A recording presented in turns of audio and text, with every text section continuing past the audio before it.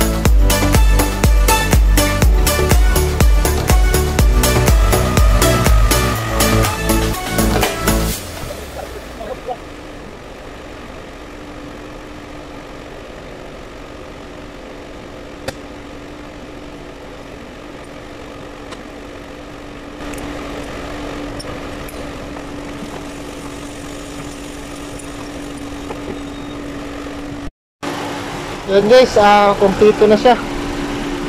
Kompleto rokado sa siya. Waiting for ano na to, road test. Ayan, waiting for road test na lang to. Takip natin yung takip.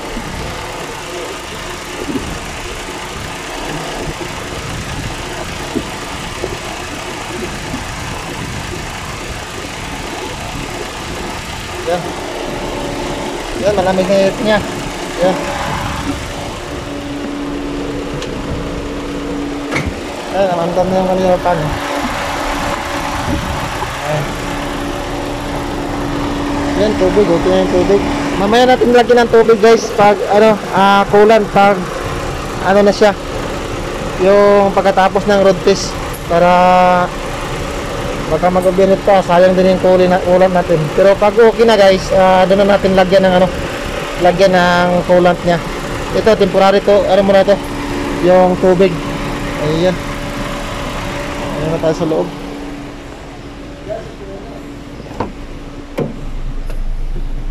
Ayan, malamig na sa aircon niya. Ayan, number 1. Ayan, okay na.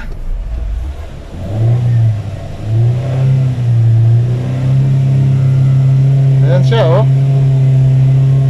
Ayan. Okay na siya, okay. I-start natin ulit. Patayin natin yung aircon.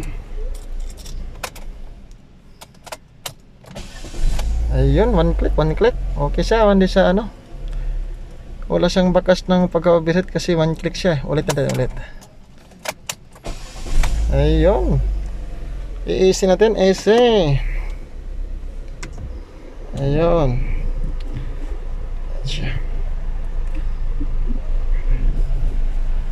Ayun.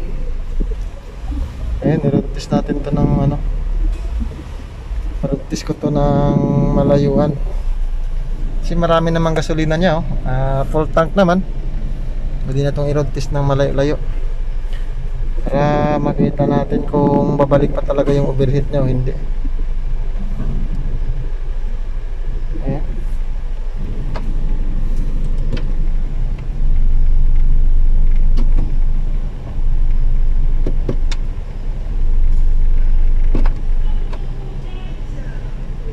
Ayan siya.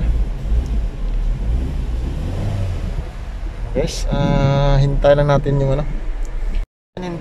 yung magro-road test nito para ma-confirm natin na okay na talaga yung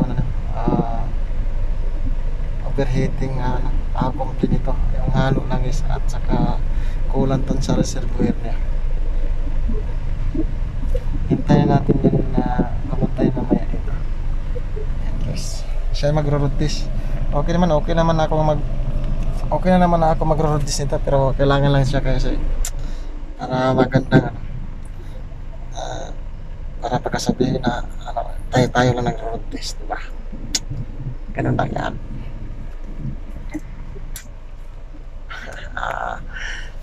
The music. Yan, dito muna, paalam muna ako sa inyo, kasi tatawagin ko muna yung taga-road test.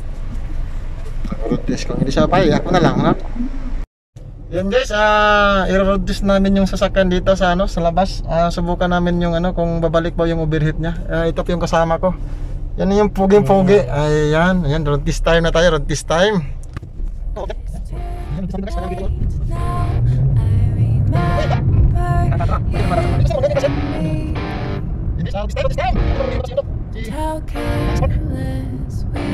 Yeah.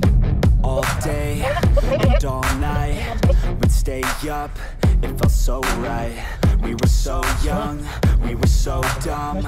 We would get drunk and then hook up. We were okay, we were alright, staying awake till the sunrise. We were in love, couldn't stop us, like a good drug, never run. We hook up in my car, driving so far, playing guitar. You'd show me your heart, let down our guards, think with our hearts, stare at the stars. We were never apart, drinking too young, way too much fun, out in the sun, no pain when it's gone. Took you to prom, dance to our song, dance all night long till the lights come on.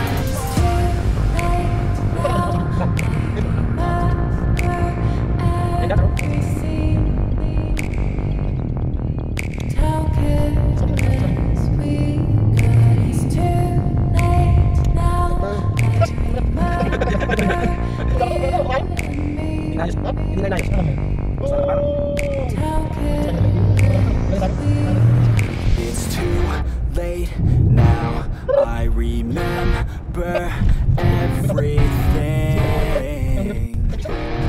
and how careless we could be, and how careless we could be, and how careless we could be.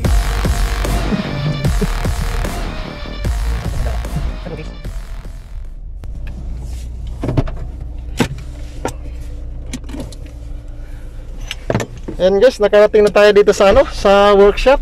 At ayan, wala naman siyang wala siyang indicate na overheat. Ayan.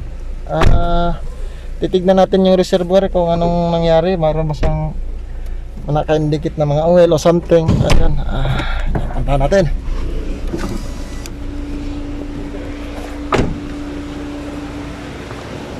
Lang yung daan na yun. Umahalon.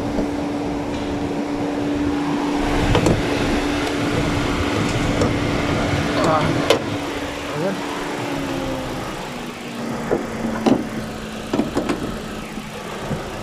Ayan, wala naman siyang hindi naman siya nag-ano yung overheat niya. Tsaka wala siyang humahalo ulit na langis. Atin pa, okay na siya. Pero ayan, confirm. Yan ang finished product natin guys. Okay na siya. Ayan.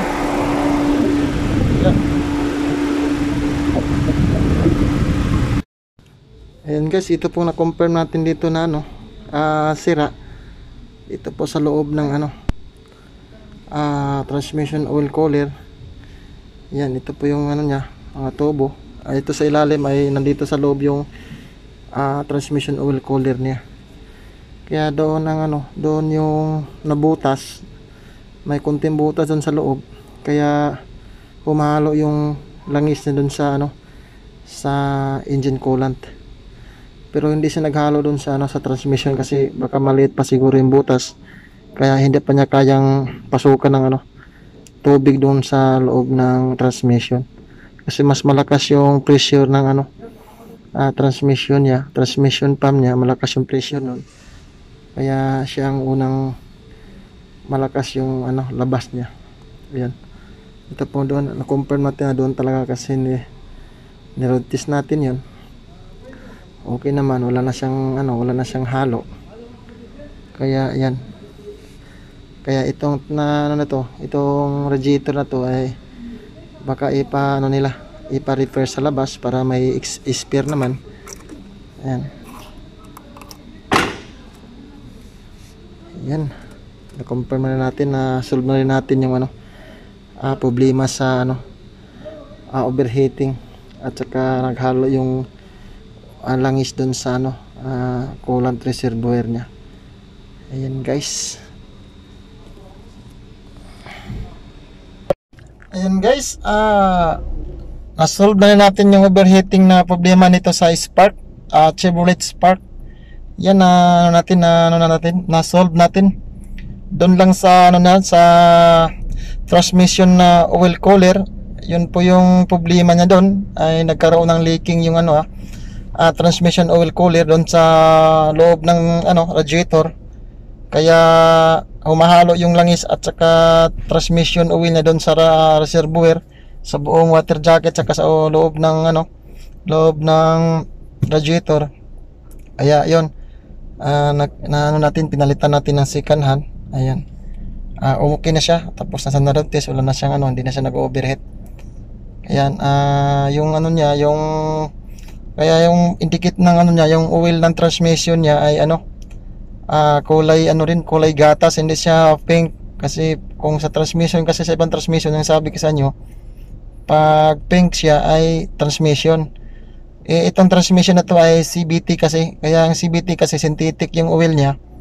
Kaya kakulay siya ng engine oil. Kaya yung indicate niya doon sa oil niya sa yung halo niya doon sa radiator ay kulay puti, kulay gatas. Kaya yun, akala ko naman na sa makina kasi sabi niya overheat nga. Kasi nag-overheat talaga yun guys kasi yung niya, yung langis niya ay nangibabaw, yung tubig niya ay lumalabas na. habang tumatakbo siya ay talagang wala ng tubig doon sa loob ng makina. Naubos na, lumalabas na doon sa reservoir niya. Ayan, na-solve na rin natin guys. Salamat. Yan, salamat guys sa guys, kung sana may natutunan kayo sa video ito. Sana nakakuha kayo ng konting ideas. Ayan guys, sana nakakuha kayo ng konting ideas sa video ito. At salamat din sa panonood nyo. Ayan, kung ikaw ay baguhan pa sa channel ko, don't forget to subscribe. Ang click na notification bell para updated ka sa mga videos na gagawin ko. Ayan guys, salamat sa inyo lahat guys. Thank you. Ingat kayo dyan. Day and all night, we'd stay up, it felt so right. We were so young, we were so dumb. We would get drunk and then hook up. We were okay, we were alright, staying awake till the